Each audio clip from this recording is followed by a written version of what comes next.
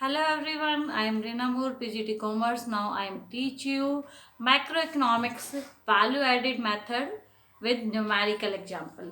इससे पहले हमने 2 वीडियोस बनाई हैं, उन दोनों के दोनों वीडियोस के अंदर हमने वैल्यू एडिड की थ्योरेटिकल पार्ट और डबल काउंटिंग के बारे में स्टडी किया था। आज हम स्टडी करेंगे न्यूमेरिकल एग्जाम्पल के बारे में वैल्यू एडिड बाई। देखिए ये क्वेश्चन है, फर्स्ट क्वेश्चन हम कैलकुलेट करें। Calculate the value added by firm A and firm B. दो फर्म है, उनकी वैल्यू एडेड के द्वारा वैल्यू कैलकुलेट करनी है। तो हमें ये 5 पॉइंट गिवन है। First one is your domestic sales by firm A equal to 4000 है, एक्सपोर्ट बाय फर्म में 1000 है, परचेज बाय फर्म में 200, sales by firm B 2940 and purchase by firm B कितनी है 1300। तो फर्स्ट वन हम कैलकुलेट करनी है, जैसे कि हमें दोनों की वैल्यू एडिड के द्वारा वैल्यू कैलकुलेट करनी है। तो पहले हम कैलकुलेट करते हैं value added bye firm A. तो हम वैल्यू एडिड मेथड के द्वारा फर्म ए की वैल्यू क्या कर रहे हैं, कैलकुलेट कर रहे हैं। तो वैल्यू को कैलकुलेट करते हुए सबसे पहले हमें क्या क्या है, हमारा जो वैल्यू एडिड मेथड है, ठीक है, जिसे हम क्या कहते हैं GVA एट MP। ठीक है, तो उसको कैलकुलेट करने का हमारा फार्मूला क्या होता है, value of output minus value of intermediate, ये होता है ना हमारा। और वैल्यू ऑफ आउटपुट के अंदर बेसिकली हमारी क्या इंक्लूड होती है, अगर हम बेसिकली स्टडी करते हैं तो sales plus change in stock. Value of intermediate क्या होता है, हमारी जितनी भी परचेज होती है वो सारी की सारी हमारी क्या होती है, वैल्यू ऑफ इंटरमीडिएट, यानी परचेज है, जो भी हमने रॉ मटेरियल परचेज किया वो होता है हमारी इंटरमीडिएट। तो ये हमारा बेसिकली फार्मूला बनता है, sales plus change in stock minus purchase, यानी परचेज क्या होता है हमारे इंटरमीडिएट। तो इसके अंदर हमें दो चीज गिवन है। अगर हम बात करें डोमेस्टिक सेल्स बाय फर्म में, ये भी फर्म ए से रिलेटेड है, एक्सपोर्ट बाय फर्म में ये भी फर्म ए से रिलेटेड है, परचेज बाय फर्म में ये बी से रिलेटेड है, ये हमारे दोनों बी से रिलेटेड है। तो देखिए भाई हमारी क्या है, ये है डोमेस्टिक सेल और एक्सपोर्ट। तो दोनों चीजों को मैं एक्सप्लेन करती हूँ। बेटा डोमेस्टिक सेल का अंदर होता है विद इन कंट्री के अंदर आप सेल कर रहे हो, एक्सपोर्ट क्या कर रहे हो, आप बाउंड्री को क्रॉस कर रहे हो कंट्री की। तो इसलिए एक्सपोर्ट, जब हमें डोमेस्टिक सेल दे रखी हो तो हमें उसके अंदर एक्सपोर्ट को क्या करना होता है, इंक्लूड। तो हमारा क्या फार्मूला बनेगा, GVA MP equal to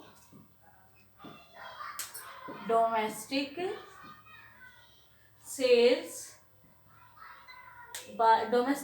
bye firm में plus export by firm A minus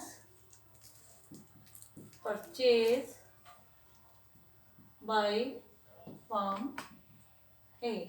तो ये हमारी सारी की सारी क्या है, वैल्यू गिवन। तो इसको हम कैलकुलेट कैसे करेंगे, हमारी GVMP की वैल्यू क्या होगी, GVAMP इक्वल टू, हमारी वैल्यू की डोमेस्टिक सेल की वैल्यू कितनी है 4000, एक्सपोर्ट कितने के इंक्लूड है हमारे 1000 के, ठीक है, इसके अंदर चेंज इन स्टॉक की वैल्यू गिवन नहीं है, माइनस क्या हो गया हमारी परचेज कितने की है 200 की।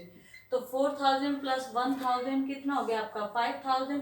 5000 में से हम जब 200 रुपीज माइनस करेंगे तो 4800 रुपीज इन करोड़।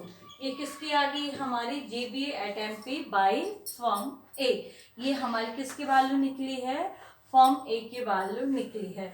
अब सेकंड हम जो वैल्यू कैलकुलेट करेंगे वो किसकी कैलकुलेट करेंगे, फर्म बी की वैल्यू एडेड बाय फर्म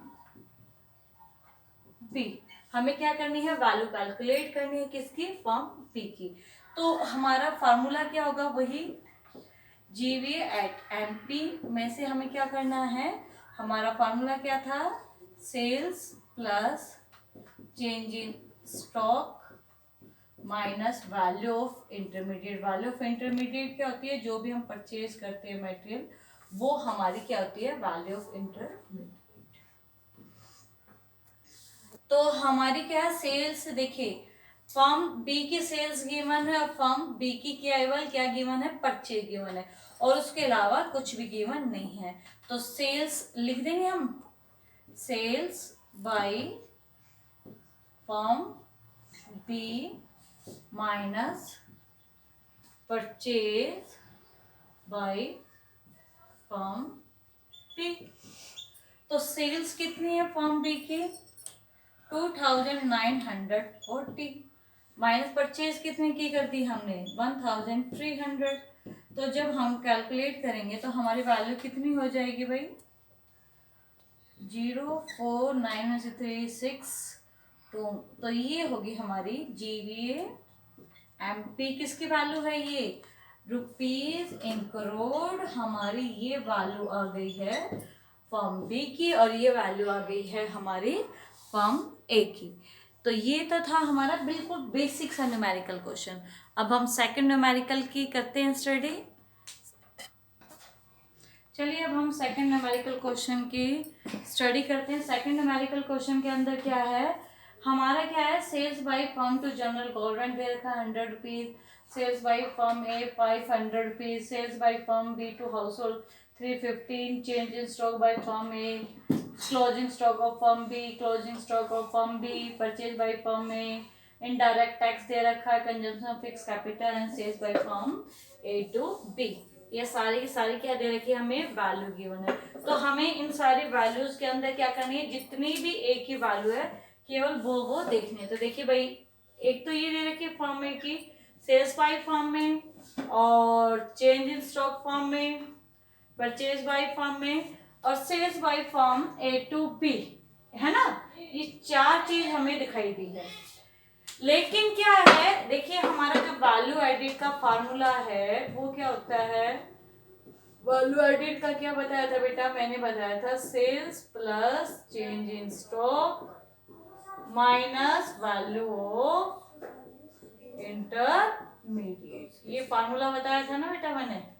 तो अब आपको क्या करना है? वैल्यू एडिड वैल्यू कैलकुलेट करनी है। तो वैल्यू कैलकुलेट करते हुए क्या करना है? सेल्स, देखिए हमें क्वेश्चन में सेल्स बाय फर्म में सेल्स जब हमें फर्म ए की भी दे रखी है और sales by firm A to B, और सेल्स जितनी उसने ए ने किसको की है? बी को की है। तो इसके अंदर जब हमें टोटल सेल दिया ना, तो इसका मतलब जो फर्म बी को उसने ए ने सेल किया है वो इसके अंदर क्या है? ऑलरेडी इंक्लूड है। तो हम केवल क्या लिखेंगे? Sales by firm. तो इसमें हमारी क्या है? वैल्यू एडिड में sales plus change in stock minus value of intermediate.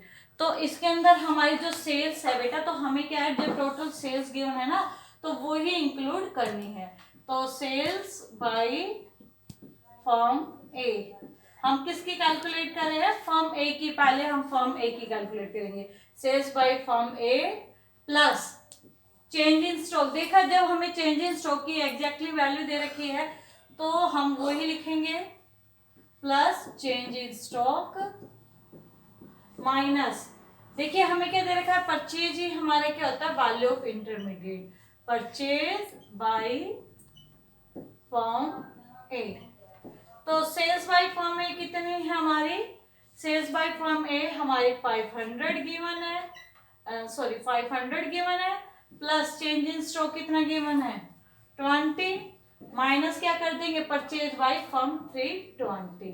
तो 520 में से 320 अगर माइनस करोगे तो ये क्या आ गया? 200 रुपीज इन करोड़। ये किसकी आ गई है वैल्यू? वैल्यू एडिड मेथड के द्वारा फर्म ए की। ठीक है, ये फर्म ए की हमने क्या कर ली? वैल्यू कैलकुलेट कर ली। अब हम किसकी वैल्यू कैलकुलेट करेंगे? फर्म बी की। तो फर्म बी की वैल्यू कैलकुलेट करते हुए देखिए हमारी कौन कौन सी गिवन है वो हम पहले टिक कर लेते हैं। देखिए एक तो हमें ये रखे sales by firm B to general government, sales by firm two, यानी दो ही तो फर्म थी, ये जो बच गई वो ये है, और ये दोनों हमारे बाद में यूज होंगे। तो अब देखिए, सबसे पहले हमें ये फार्मूला हमारा वही सेम रहेगा, यहाँ से लिख कर रही हूँ बेटा मैं सॉल्व। वैल्यू एडेड के अंदर हम क्या क्या इंक्लूड करेंगे, sales by firm A firm B to general government, plus और क्या प्लस करना है हमें, कौन सा है, सेल्स उसने हाउस होल्ड को भी की थी ना बेटा, इसके अंदर अलग अलग दे रखी है, जबकि उसके अंदर टोटल सेल्स गिवन थी। जब टोटल सेल्स गिवन थी तो हमें अलग अलग लिखने की जरूरत नहीं पड़ी। इसके अंदर अलग अलग पोर्शन के अंदर दे रखी है फर्म बी की, इसलिए हम सेपरेटली सभी को क्या कर रहे हैं, लिख रहे हैं, firm B to household. ठीक है, अब प्लस ये दोनों की फर्म हो गई, और उसके अलावा क्या है,